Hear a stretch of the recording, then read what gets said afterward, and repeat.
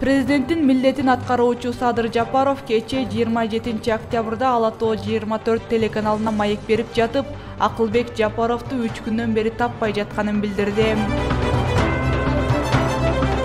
Мамлекеттик каттоо кызматынын мурдагы башчысы Алмазбек Мамбетов президенттин жана өкмөттүн иш башкаруучусу болуп дайындалды. Эмгек жана социалдык өнүктүрүү министри Улукбек Кочкоров кызматынан бошотулду. Бул тууралуу өлкө башчынын басма сөз кызматы билдирди. Президенттин милдетин аткаруучу Садыр Жапаров кече 27 октябрда Ала Тоо 24 телеканалына маек берип жатып, Акылбек Жапаровду 3 күндөн бери таппай жатканын билдирди. Анын айтымында Акылбек Жапаров жумушка келбей жатат. Акылбек Жапаров менен кызмат сурап келген жок, аны өзүм чакырдым. Премьер-министрликке шайланган күндүн эртеси каржы экономика жагынан кеңеш сурайын деп чакыргам. Анткени 2 жолу депутат болуп иштешкенбиз. Анын мүмкүнчүлүктөрүн билем. Социалдык тармактарда эл арасында катуу талкуу болуп жаткан экен.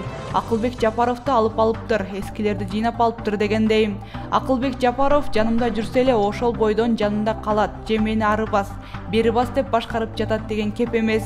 Албетте анын коррупциялык иши бар, аны эл да билет, мен да билем, ал боюнча сөзсүз жооп берет. Менин жанымда жүрсө эле жооп бербей калат же куткарылып калат экен деген бул туура эмес түшүнүк. 3 күн мурунку теледебатын көрдүм. Темирлан Султанбеков деген жаш бала менен айтышып жатыптыр.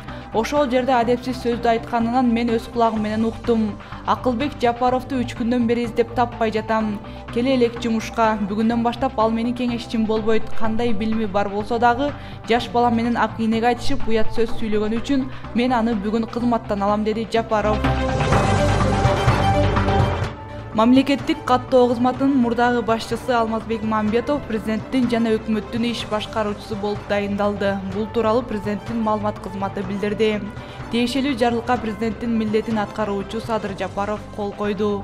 Алмаз Мамбетов буга чейин мамлекеттик каттоо кызматынын жетекчиси болуп турган. Эмгек жана социалдык өнүктүрүү министри Улукбек Кочкоров кызматынан бошотулду. Бул тууралуу өлкө башчынын басма сөз кызматы билдирди. Кочкоров аталган министрликке 2 жыл эмгектенди. Ал 4 октябрда өткөн шайлоого Биримдик партиясы менен атсалышып, жыйынтыгы жокко чыгарылгандан кийин кызматына кайтып келген.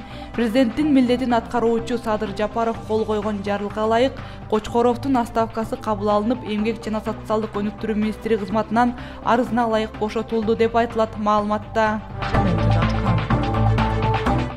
28 октябрда Жогорку кеңештин Конституциялык комитети Эльвира Сурабалдиеванын талапкерлигин вице-премьер-министр кызматына жактырды. Ал эми вице-премьер-министр кызматынан кечээ бошотулган Аида Исмаилованын талапкерлиги эмгек жана социалдык өнүгүү министри кызматына көрсөтүлгөн. Ал дагы колдоо тапты. Сурабалдиева мандатын тапшырганы да кечээ белгилүү болгон.